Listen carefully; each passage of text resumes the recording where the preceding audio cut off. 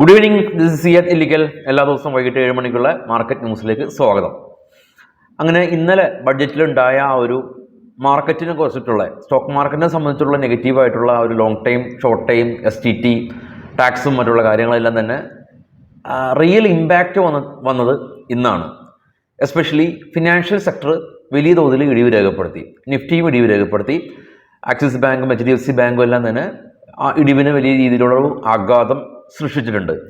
ഒരു കാര്യം പറയാതെ വയ്യ, ബാങ്ക് നിഫ്റ്റി അതിൻ്റെ ഓപ്പണിംഗ് റേഞ്ചിൽ നിന്ന് ഏകദേശം ഒരു 900 പോയിൻറ്റിൻ്റെ ഇടിവിൽ നിന്ന് തിരിച്ച് കയറിയിട്ടുണ്ട്, റിക്കവറി രേഖപ്പെടുത്തി. നിഫ്റ്റിയും സമാനമായ രീതിയിൽ മാർക്കറ്റ് ഇടിയുമ്പോഴും ഇതാണ് നല്ലൊരു സമയം, ഇതാണ് ഇൻവെസ്റ്റ് ചെയ്യാൻ പറ്റുന്ന സമയം എന്നുള്ള ചിന്തയിൽ ആളുകൾ സ്റ്റിൽ ഫണ്ട് പമ്പ് ചെയ്യുന്നുണ്ട് എന്നുള്ളത് ഇപ്പോഴും ആ ഒരു വസ്തുതയാണ് മാർക്കറ്റിനെ മുന്നോട്ട് ശക്തമായിട്ട് കൊണ്ടുപോകുന്നത്. നമുക്കറിയാം, ഒരു മാസം മ്യൂച്വൽ ഫണ്ട് നിക്ഷേപകരുടെ ഇൻഫ്ലോ എന്ന് പറയുന്നത് 20,000 കോടി രൂപയാണ്. അപ്പോൾ മാർക്കറ്റ് ഇടിഞ്ഞാലും റാലി ചെയ്താലും ഈ ഒരു 20,000 കോടി രൂപ വരുമ്പോൾ ഈ ഫണ്ട് ഹൗസിന് അത് അതേ മാസം നിക്ഷേപിച്ചേ പറ്റുള്ളൂ. അപ്പോൾ അതാണ് മാർക്കറ്റ് ഇടിയുമ്പോൾ വീണ്ടും ശക്തമായിട്ട് മുകളിലേക്ക് കയറി പോകുന്നത്. ഇന്ന് ITC ഉൾപ്പെടെ പ്രോഫിറ്റ് ബുക്കിംഗ് കണ്ടു. സിസ്ലോൺ ഇന്നൊരു അപ്പർ സർക്യൂട്ട് ആയിട്ടുണ്ട്. അവരുടെ മികച്ചൊരു Q1 റിസൾട്ട്. ഈ US മാർക്കറ്റിൽ നിന്ന് പ്രധാനമായിട്ടും ഇനീഷ്യൽ ജോബ്ലെസ് ക്ലെയിം ഡേറ്റയും GDP ഡേറ്റയുമാണ് നാളെ നമുക്ക് വരാനുള്ളത്. പൊതുവേ ഏഷ്യൻ മാർക്കറ്റ് നെഗറ്റീവായിരുന്നു. ഇപ്പോൾ ട്രേഡ് ചെയ്യുന്ന യൂറോപ്യൻ മാർക്കറ്റും റെഡാണ്. ഡോ ഫ്യൂച്ചറും നെഗറ്റീവാണ്.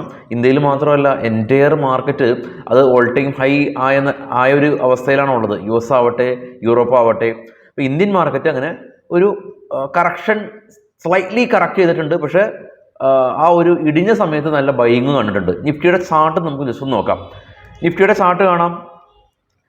ഓപ്പണിംഗ് റേഞ്ചിൽ നിന്ന് 24,280, 24,320 ലോ ക്രിയേറ്റ് ചെയ്തതിന് ശേഷം ശക്തമായ തിരിച്ചുകയറ്റം കണ്ടു. ഇന്നലത്തെ ക്ലോസിംഗിൽ നിന്ന് 60 പോയിന്റ് മാത്രമാണ് നിഫ്റ്റി ഇടിഞ്ഞിട്ടുള്ളൂ. ബാങ്ക് നിഫ്റ്റി കാണാം, ഓപ്പണിംഗ് റേഞ്ചിൽ നിന്ന് ഏകദേശം ഒരു 920 പോയിന്റിൻ്റെ ഇടിവുണ്ടായി.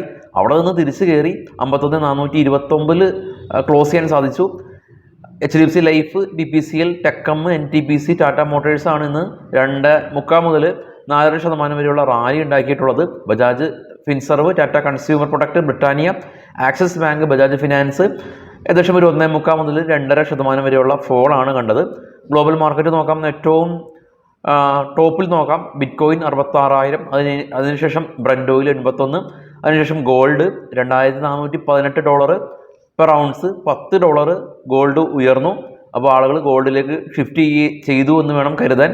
Australia, China, Shanghai, KOSPI, Korea, Nikki, Japan market, ഡോ ഫ്യൂച്ചർ, ഇന്ത്യ വിക്സ് ഇന്നും 7% ഇടിഞ്ഞ് 11.7 ആയി. ജർമ്മൻ, UK, ഈവൻ എല്ലാ യൂറോപ്യൻ മാർക്കറ്റും റെഡിൽ തന്നെയാണ് ഉള്ളത്. മൊത്തത്തിൽ എൻറ്റയർ ഗ്ലോബൽ മാർക്കറ്റ് ഒരു നെഗറ്റീവായിട്ടുള്ള ഒരു അവസ്ഥയിലൂടെയാണ് കടന്നു പോകുന്നത്. നമുക്ക് കുറച്ച് സ്റ്റോക്കുകളുടെ വാർത്തകളിലേക്ക് പോകാം.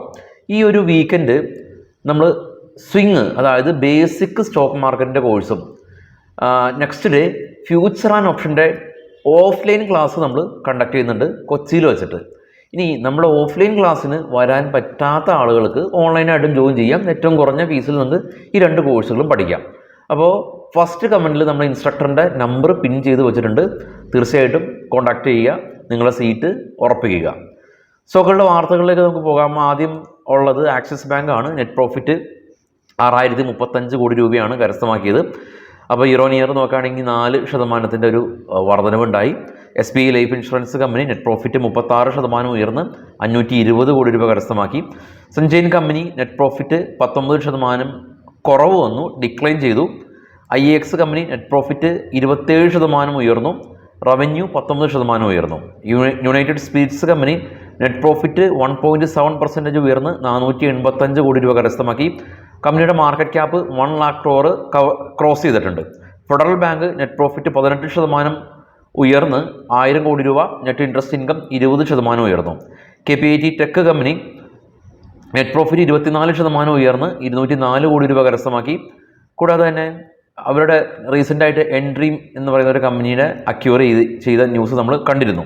Welspun leaving company share buyback ചെയ്യുകയാണ്. ഷെയർ ബൈബാക്ക് ചെയ്യുന്നത് 220 രൂപ പ്രൈസിലാണ്.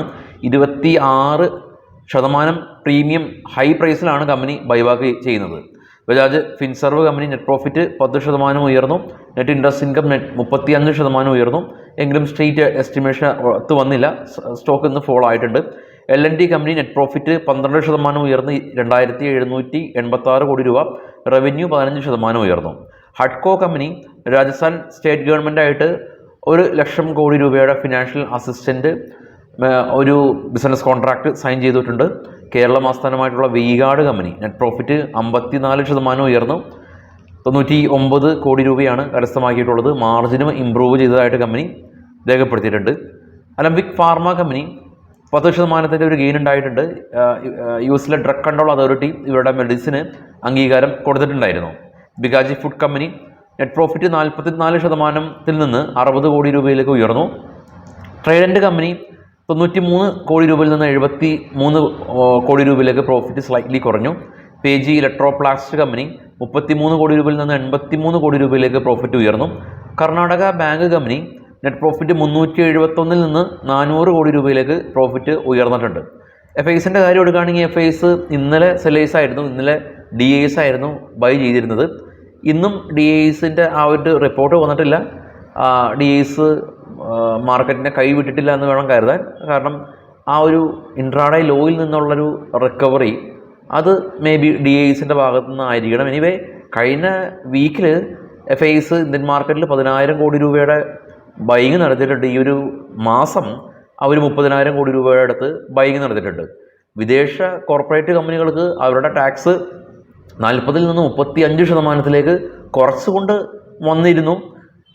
പ്രശ്നം ഉള്ളത് ഈ ഒരു ഇൻവെസ്റ്റ്മെൻറ്റ് ആ ഒരു മേഖലയിലാണ്. ഈവൻ ലോങ് ടൈം ക്യാപിറ്റൽ ഗെയിനും ഉയർത്തിയത് വളരെയധികം സർപ്രൈസിങ് ആയിട്ടുള്ളൊരു കാര്യമായി തോന്നിയിട്ടുണ്ട്. അപ്പോൾ ഫ്യൂച്ചർ ആൻഡ് ഓപ്ഷനിൽ വലിയ പ്രശ്നങ്ങളോ കാര്യങ്ങളോ ഒന്നും ഇതുവരെ കണ്ടിട്ടില്ല. അതായിരുന്നില്ല ആളുകൾ എക്സ്പെക്റ്റ് ചെയ്തത്. അപ്പോൾ അവിടെയും STT ചാർജ് ഉയർത്തിയിട്ടുണ്ട്. പെർ ട്രാൻസാക്ഷനാണ് STT ചാർജ് ഉയർത്തിയിട്ടുള്ളത്. പക്ഷേ സ്റ്റിൽ അത് ജസ്റ്റിഫൈ ചെയ്യാൻ സാധിക്കും. കാരണം നമ്മുടെ P&L എന്ന് പറയുന്നത് ഈ പറയുന്ന STTയും ബ്രോക്കറേജും കഴിഞ്ഞിട്ടുള്ളതാണ് നമ്മുടെ ആക്ച്വൽ പ്രോഫിറ്റ്. ആ ആക്ച്വൽ പ്രോഫിറ്റിൻ്റെ പുറത്താണ് നമ്മൾ ടാക്സ് ലാഭം അനുസരിച്ച് നമ്മൾ ടാക്സ് പേയ്മെൻറ്റ് ചെയ്യുന്നത്. അപ്പോൾ ആക്ച്വൽ പ്രോഫിറ്റിൻ്റെ പുറത്ത് 30% കട്ടാകുമെന്നുള്ള ആ ഒരു വലിയൊരു ഭീതി ഒഴിഞ്ഞിട്ടുണ്ട്. സ്റ്റിൽ STT എന്ന് പറയുന്നത് കഴിച്ചിട്ടാണ് നമ്മുടെ നെറ്റ് പ്രോഫിറ്റ് വരുന്നത്.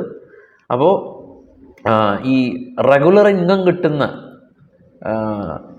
ഫണ്ടുകളുണ്ടാവും, ഈ ലിക്വിഡ് ബീസ് പോലെയുള്ള ഫണ്ടുകൾ. അത് നമുക്ക് മന്ത്ലി പേ ഔട്ടാണ് കിട്ടുന്നത്. അത് അപ്പോൾ ഷോർട്ട് ടൈം ക്യാപിറ്റൽ ഗെയിനായിട്ട് കണക്കാക്കും, ഈവൻ നമ്മൾ പ്രോഫിറ്റ് ബുക്ക് ചെയ്യാനാണെങ്കിൽ. അപ്പോൾ പരമാവധി മ്യൂച്വൽ ഫണ്ടുകളെല്ലാം തന്നെ ലോങ് ടൈമിലേക്ക് ഷിഫ്റ്റ് ചെയ്ത് പോകുകയാണെങ്കിൽ നമ്മുടെ ഏജ് ലിമിറ്റൊക്കെ മാറുമ്പോൾ ടാക്സിലെല്ലാം തന്നെ കുറച്ച് നമുക്ക് ഇളവുകൾ കിട്ടും. മറ്റുള്ള ഷോർട്ട് ടൈം ക്യാപിറ്റൽ ഗെയിൻ്റെ കേസിൽ ഒന്ന് ആലോചിച്ചിട്ട് വേണം നമ്മൾ ഈ പ്രോഫിറ്റൊക്കെ ബുക്ക് ചെയ്യാനായിട്ട്.